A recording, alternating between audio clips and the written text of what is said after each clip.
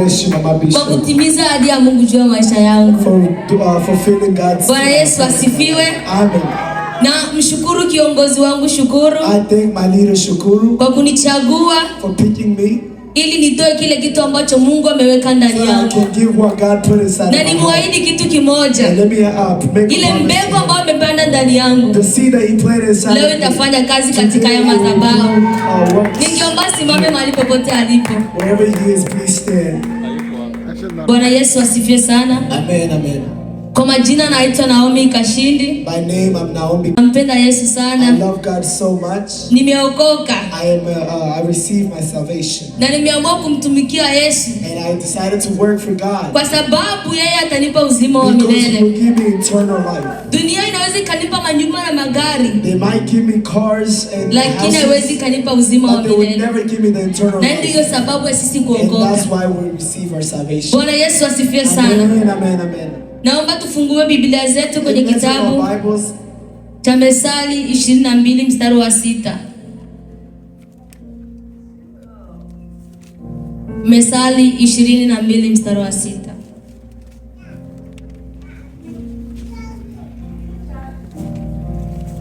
Tusome Methali 22 mstari wa 6 inasema, "Lee mtoto katika njia ipasavyo, naye hataiacha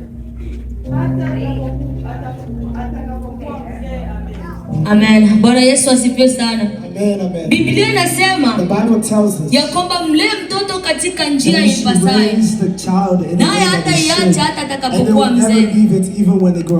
Teme yetu ya siku ya leo, our title for today, ni watoto ni taifa la kesho.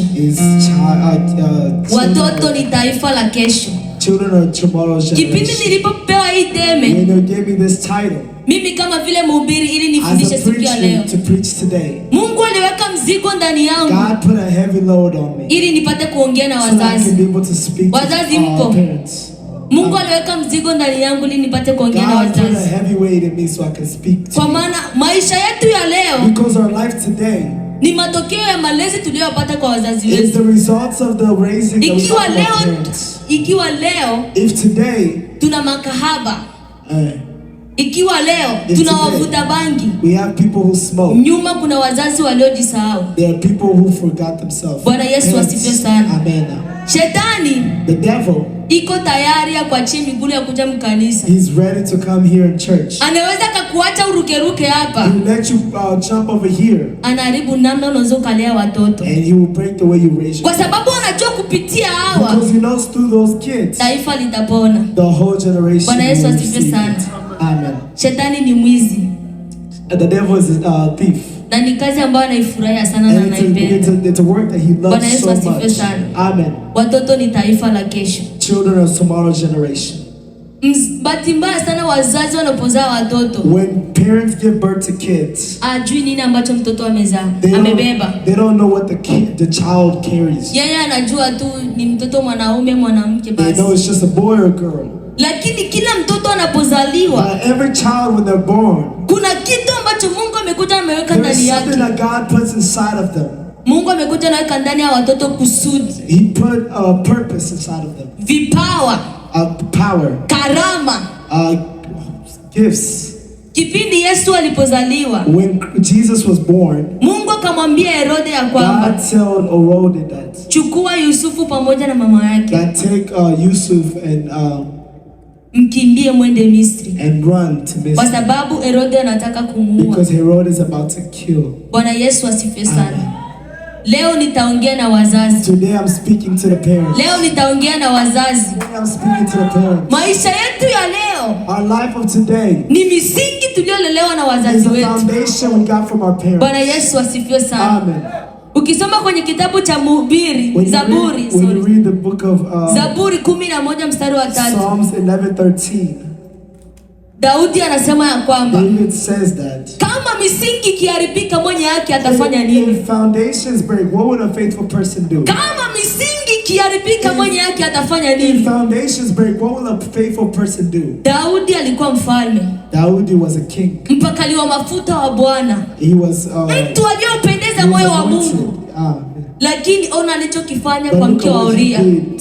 Maandiko akasema kwamba hakazini na mke wa Uria. committed adultery with the Bwana woman. Yesu asifiwe sana. Amen.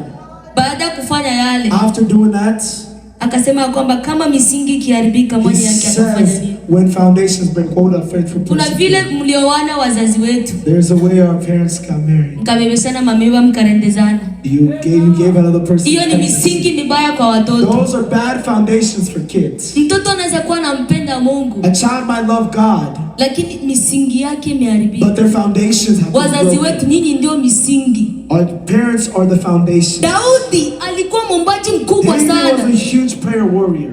Daudi alikuwa anampenda He Mungu, loved God. lakini ikafika kipindi akazini na But mke there wa was a Uria. time when he committed adultery. Akasema kama misingi ikiharibika He mwenye yake says, atafanya nini? when foundations break, what will Watu a wengine person tuko nao do? makanisani, A lot of people we have in churches, wako na viburi, they're very wako na pride. majivuno. They have pride. Sio kwamba ni mapepo, It's not like it's ni bad misingi spirits. imeharibika. It's the bad foundation that have been Bwana broken. Yesu asifiwe sana. Amen. Misingi imeharibika, The mwenye yake foundations have atafanya been nini? broken. What will a faithful person do? Watoto ni taifa la kesho. Children are tomorrow's generation. Watoto ni taifa la kesho. Children are tomorrow's generation. Leo nitaongea na wazazi, They are speaking to the parents.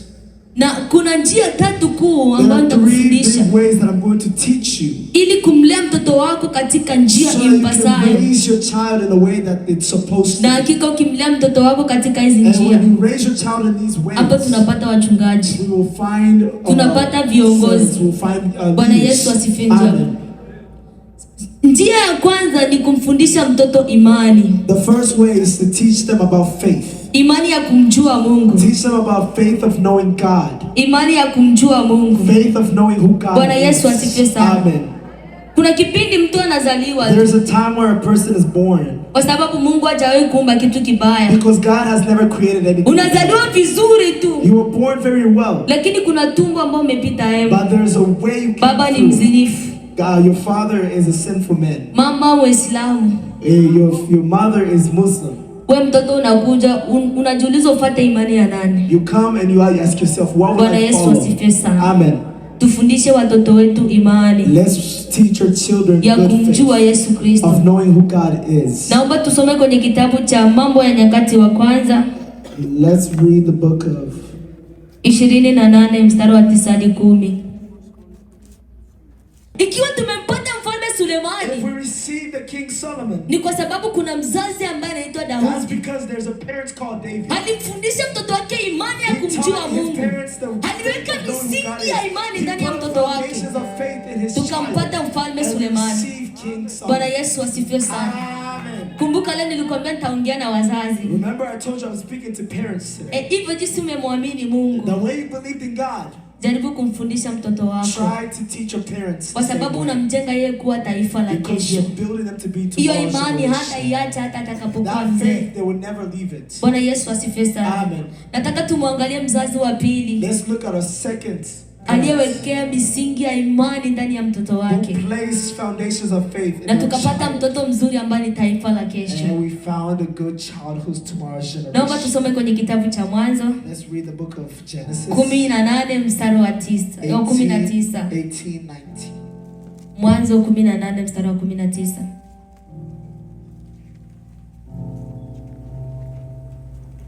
Tusome Mwanzo 18 mstari wa 19 inasema, Amen. kwa maana nimemjua ya kwamba atawaamuru wanawe na nyumba yake baada yake waishike njia ya Bwana, wafanye haki na hukumu, ili kwamba Bwana naye akamtimizia Ibrahimu ahadi zake. Amen. Bwana Yesu asifiwe sana. Praise the Lord. Hapo tunakwenda kumpata mzazi ambaye ni We Ibrahimu. find a parent called Abraham. Mzazi mwenzenu Ibrahimu. Abraham. Mungu alikuwa akimwambia Ibrahimu ya God kwamba told Abraham, kwa maana nimejua Ibrahimu atawafundisha because I watoto know wake he will imani. teach his parents good faith. Bwana Yesu asifiwe sana. Amen. Laiti Ibrahimu asingekaa chini, maybe you wouldn't have sat down kumfundisha Isaka imani, kuweka misingi ya imani ndani yake. Leo hii tusingekuwa na Mungu wa Isaka. Bwana Yesu asifiwe sana. Amen. Leo tuna Mungu wa Isaka kwa sababu kuna mzazi ambaye ameitwa Ibrahimu, ambaye alifundisha mtoto wake misingi ya imani.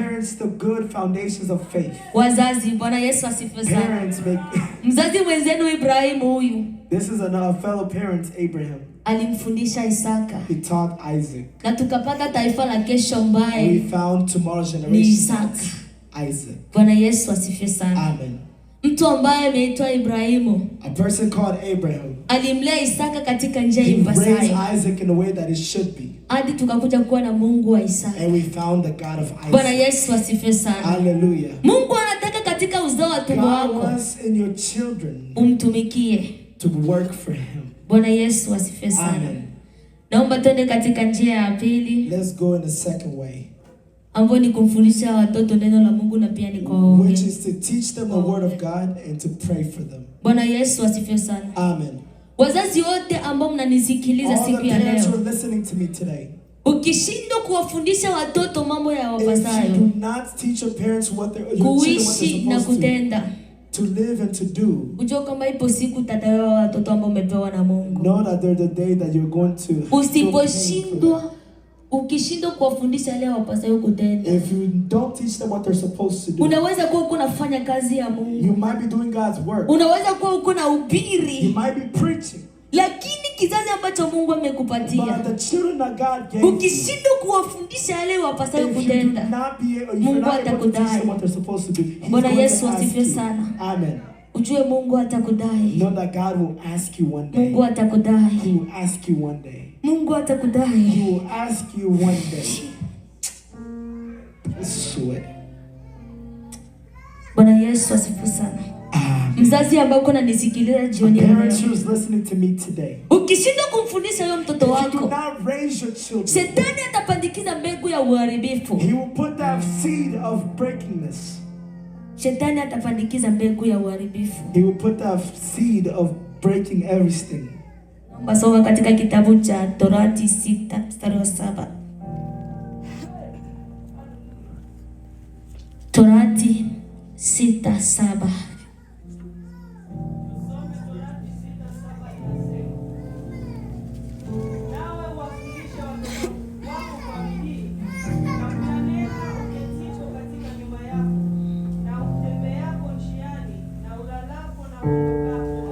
Amen. Bwana Yesu asifiwe sana. Amen. Biblia inasema nawe uwafundishe watoto wako kwa bidii katika nyumba yako. Teach your children. Kitu ambacho Shetani anaharibu, one thing that the devil breaks, ni namna unaweza kuwalea watoto wako, kwa sababu wanajua hawa ni taifa la kesho, kwa sababu wanajua hawa kuna wachungaji. Anaharibu namna unaweza ukalea watoto wako. Nilikuambia kwamba mzazi ambao unanisikiliza, usipokuwa na muda na watoto ambao Mungu amekupatia, ujue Shetani atapandikiza mbegu ya uharibifu. Shetani atapandikiza mbegu ya uharibifu. Nataka tuone watoto katika Biblia ambao Shetani alipandikiza mbegu ya uharibifu. Watoto wakaharibika. Mungu anatamani mtoto wako amtumikie. Mungu anatamani atumike na kizazi chako. Usipochukua nafasi ya kuwafundisha leo wapasao kutenda, lazima Shetani atawafundisha. Bwana Yesu asifiwe sana. Hallelujah. Ikiwa tunaona watoto wengi siku hizi, if we see a lot of children today, wanasuka madredi, wanafanya vitu vingi sana, ni kwa sababu huko nyuma wazazi wamejisahau, wamepoteza nafasi zao wao kama vile wazazi. Bwana Yesu asifiwe sana. Kumbuka leo, Roho Mtakatifu amenituma ili niongee na wazazi, na ameweka mzigo mkubwa sana ndani yangu ili nipate kuongea na wazazi, kwa sababu wazazi ndio watu ambao wamepewa jukumu la Mungu ili kuwalea watoto. Nikuambie tu katika haya madhabahu, usipokuwa na nafasi ya kuwalea watoto vizuri, ujue siku moja Mungu atakudai. Unaweza kuwa kuna ubiri vizuri, lakini ukipoteza kizazi cha Mungu, children of ujue God po siku Mungu know that there's a atakudai. day that he's going to Nataka ask you. tuangalie watoto ambao Let's shetani look at children aliwaharibu, who the devil ruled. akapandikiza mbegu ya He uharibifu put ndani that yao, bad seed inside of them. watoto wakaharibika. They completely broke. Soma Samueli wa kwanza 2:20. 1 Samuel 2:20. Samueli wa kwanza 1 Samuel 2:12. 2:12.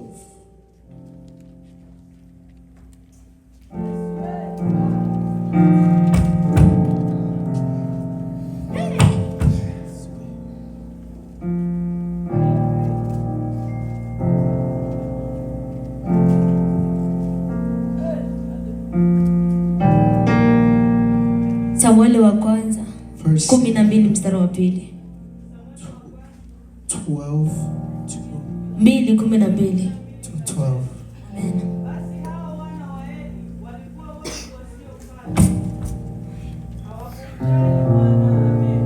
Amen. Bwana Yesu asifiwe sana. Amen. Amen. Tunaenda kumuona mzazi ambaye anaitwa We Eli. see a parent called Eli. Ni mzazi ambaye alishindwa kuwekeza nidhamu It's ya a kiungu parent ndani ya who watoto wake. did not have the right. Matokeo did not raise yake their watoto children. wakakuwa watu wasiofaa kabisa. And his sons Mzazi became ambao very uko hapa, smart. Your parents who are here ujue today. usipokuwa na nafasi na Know that if watoto you don't have wako, a space to grow your shetani children, atawaharibu.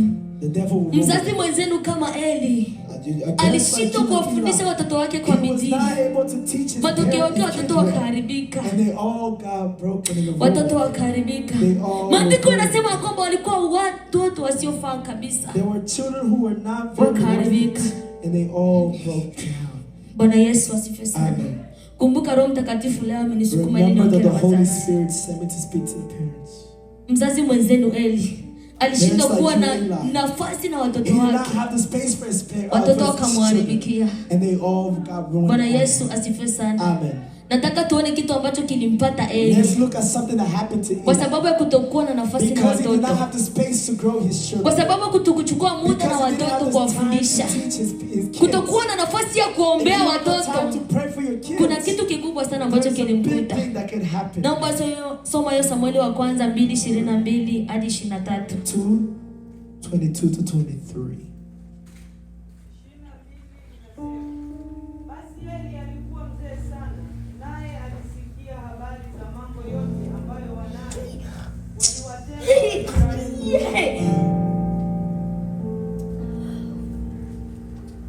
23. na jinsi walivyolala na wanawake waliokuwa wakitumika mlangoni pa hema ya kukutania. Akawaambia, mbona mnatenda mambo kama hayo? Maana nasikia habari za matendo yenu mabaya kwa watu hawa wote. Amen. Amen. Bwana Yesu asifiwe.